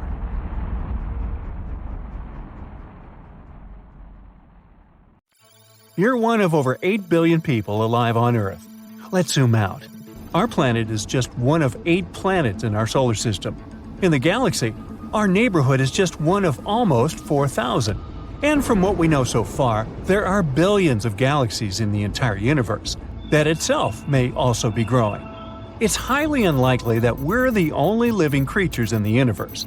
Surely, there must be some other habitable planet. Here's where the Fermi Paradox comes in. The idea got its name from a man named Enrico Fermi. Back in the 50s, he pointed out that if other life forms were out there and had the tech to travel through space, they should have visited us by now. These days, we have better telescopes that allow scientists to discover over 5,000 planets outside our solar system. Yet, still no sign of life. Throughout the years, there have been many suggested solutions to the Fermi Paradox. These outer-world beings may be just too far away for a friendly chat. We've seen it in movies, spaceships traveling between stars as easily as cars on a highway. But in reality, making a way through space is a slow and cumbersome process. Even our fastest rocket would take thousands of years to reach a nearby star. When you add in the vastness of the cosmos, it's like trying to find a living needle in the biggest cosmic haystack available. Now, we could just as easily be the very first civilization to emerge in the universe. It's a lonely thought, and it also puts a lot of pressure on us. If we're the only ones, we need to preserve life on our planet, not just for our sake, but also because if we fade away, all life fades away with us. The universe has been around for billions of years, but intelligent life like ours has only existed for a tiny fraction of that time. Maybe we're just early bloomers, waiting for someone else to catch up. To support this theory, a study was done in 2015 using the Hubble Space Telescope. And this is what it showed. Out of all the worlds that could sustain life, only 8% are as old as the Earth. The rest of them are too young and still haven't reached that point in their evolution for life to thrive. There could also be the possibility that our galactic relatives are watching us from afar. A scientist from another planet may be studying us as primitive life forms right now. He may not want to disturb us just yet. The same way we look at ants in an ant farm during science class. On that same note, maybe they're just not ready to interact with us because they've calculated a precise, perfect timing for our meetup. So they're lying dormant in a hibernation status. And they might be right to do so. Why rush into things when we've got all of eternity ahead? There's also the idea that our planet and us humans just aren't cool enough for others to play with, and won't be until we're evolved enough to be welcomed into the Galactic High School's senior class. Or perhaps life is more fragile than we believe. A 2016 study suggested that it's in the early years of a planet where life makes its way. That's when the planet is cool enough for water to form. But those conditions may not last long thanks to the greenhouse effect. So even if life has existed in the universe every now and then, it never evolved to a stage where it could have contacted us. And what if life's ultimate test comes much later? Several thinkers believe that civilizations tend to destroy themselves at some point in their technological evolution. And this may be a potential future for us, too. We're just not there yet. Maybe we'll come to build technology so smart and so powerful that it will overwhelm us, leading to our demise. Well, if it can happen to us, who's to say it didn't happen to other species in the past on other planets? Amidst all these theories, there's one possibility that's both sobering and profound. We may truly be alone in the universe forever. Perhaps the conditions for life are so rare that Earth is the only oasis in a vast desert of emptiness. The creepiest answer to the Fermi Paradox has a name, though, and it's called the dark forest theory. It first appeared in the 1980s. According to it, the universe is a huge version of a haunted forest, and other types of creatures are out there playing a game of hide-and-seek. It's the expanded version of the survival of the fittest. History on Earth shows that less technologically advanced groups usually end up worse off when meeting more advanced ones. The huge differences in technology often lead to a situation where attacking first seems like the best option. If there's even a small chance that cosmic neighbors might harm us, destroying them first could be our only hope. So if the galaxy is full of advanced life, it's smart for us to stay quiet and avoid contact. Other civilizations would probably reach the same conclusion. Even peaceful ones might feel forced to attack to survive. That's why some scientists criticize the idea of sending messages out there and think searching for them might be pointless. But this idea isn't new. A story from the 40s called First Contact describes humans meeting other types of civilizations for the first time. The two groups became friends, but can't risk letting each other find their home planets. They'd rather destroy each other than risk their safety. Another story, The Forge of God, talks about the danger of our signals reaching hostile species. It compares Earth's broadcasts to a baby's cries attracting wolves. It suggests that we might be in danger because of our naivete. The dark force theory was also explored in a radio play called Calls from Far Away. It shows how discovering otherworldly life on Pluto changes people's views. Some claim the news is fake. Others try to understand the reality that we're not alone. But it also suggests that maybe we should focus on our own problems instead of reaching for the stars. If that doesn't sound scary, this will. We've been sending signals of our existence into the cosmos for decades now. By now, any potential civilization within 100 light-years of us might be getting our signals. And if they're advanced enough, they'll know exactly where to find us. If there's any reason why we need to hide from them, it's already too late. Galactic cousins aside, we do need to continue our research for habitable planets for a more pressing reason. Our cozy Earth won't be here forever. When our star fades, all life within the solar system will fade with it. Current estimations claim we've got about 1.3 billion years left before our planet becomes uninhabitable. It will become too hot for water to exist, and without water there is no life, at least not as we know it. So, it begs the following questions. What if there are other types of creatures out there that don't need water to exist? Our type of life needs water because it acts as a solvent. It's an environment where various chemicals can interact with each other to generate something that lives. Some new piece of research suggests that there may be a substitute for water out there in the universe – carbon dioxide. At certain temperatures and under a certain amount of pressure, it acts the same way, allowing chemicals to mingle. If that's true, then our list of known habitable planets would increase dramatically. Sure, we humans will probably never be able to survive on their surface, but other creatures may have evolved to do so. One planet that may feature these weird life conditions is closer than we think – Venus. Its atmosphere is made out of 97% carbon dioxide. It's also very hot and has enough pressure to sustain this theoretical model. Ruh-roh, there might be another universe, like a dark mirror image of ours, where time flows in reverse. This flipped-over world might also be the source of dark matter, the invisible substance that's all over our universe. There might also be many more universes out there, in which an exact copy of you woke up this morning, but it chose a white t-shirt instead of a red one, sending it on a completely different life path. But let's start with this elusive dark matter. It makes up most of the universe's mass, yet we're not sure what exactly it does or where it comes from. That's because it doesn't act like regular matter. We can't see it or feel it. We just know it's there because of how it seems to bend gravity. Even though regular matter and dark matter are very different, they seem to exist in a balance, Some scientists think this must be connected somehow. A new theory suggests that for every way regular matter moves, there's a mirror version of it in the world of dark matter, like a bridge connecting the two worlds. There's also a strange coincidence in regular matter where a neutron and a proton have almost the same weight. This allows them to stick together and make atoms stable, making everything that we can see with our eyes exist. If protons were a bit heavier, there would be no balance and atoms wouldn't form. In the dark mirror universe, maybe things happen differently.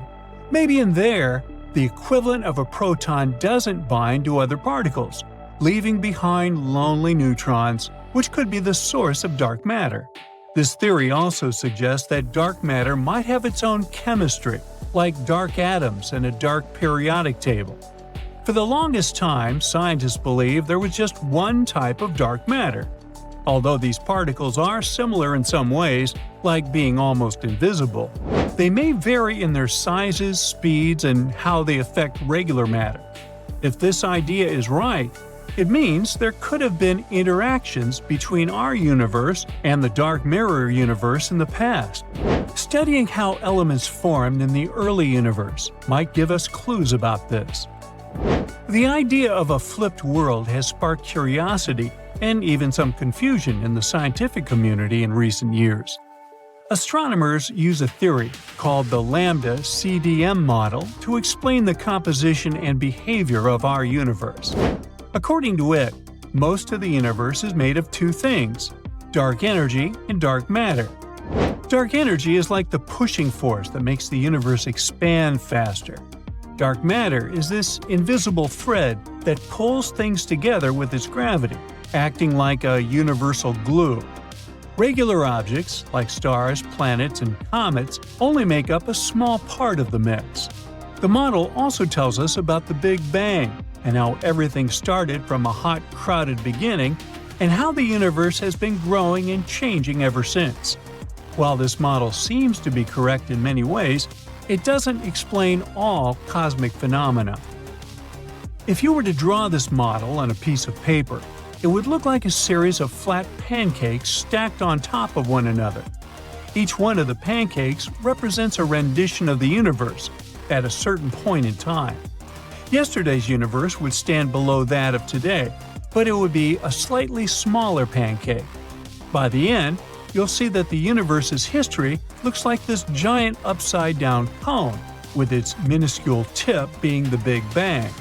Beyond this point, we can't see any further away in time with the tools we have, so we don't know what's beyond. More so, we're still not even sure what happened immediately after the Big Bang. But if we simply apply the math, the universe might go beyond this historical tipping point, which could mean it could go in reverse, creating a similar mirrored cone where time would flow backwards, in our perspective at least.